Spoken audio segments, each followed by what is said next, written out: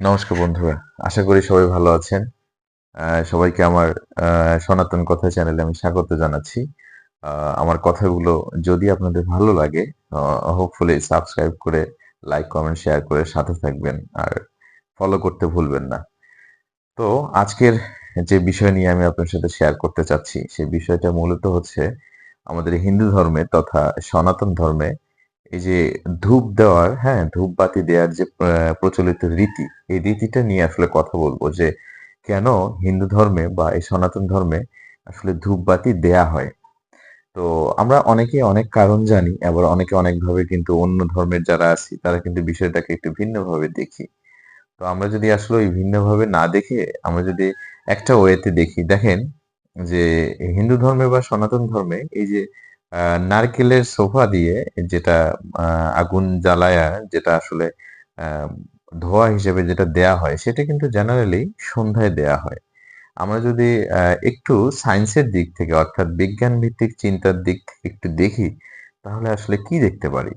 আমার মনে হয় যে যদি সায়েন্সের দিক থেকে অর্থাৎ বিজ্ঞানের দিক থেকে আমরা চিন্তা করি তাহলে এই যে ধোঁয়াটা যে সৃষ্টি হচ্ছে, এই ধোঁয়া আপনার বাসাবাড়ির যে আসলে মাছি, মশা, যেগুলো আসলে পোকামাকড়ের কথা বলেন, এগুলো কিন্তু এই নারকেলের সোফার যে ধোঁয়াটা আছে এই ধোঁয়াটা কিন্তু সহ্য করতে পারে না।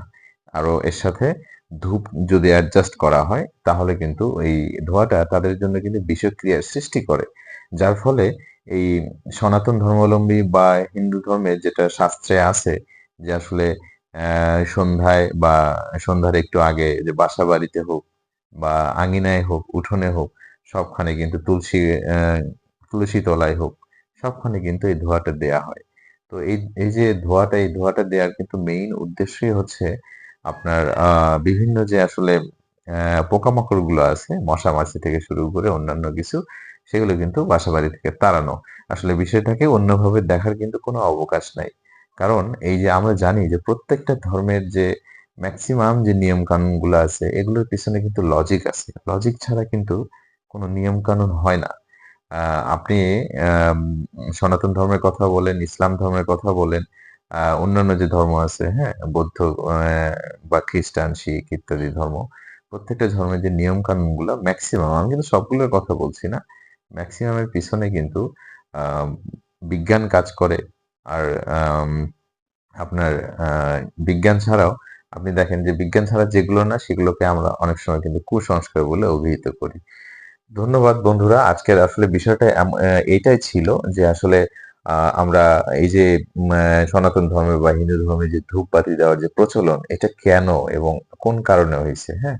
তো আমার যদি ভিডিওটা আপনাদের একটুও ভালো লাগে সামান্য একটু, তো লাইক, কমেন্ট, শেয়ার করতে ভুলবেন না। আর সাবস্ক্রাইব করে পাশে থাকবেন। আমাকে ইন্সপায়ার করবেন।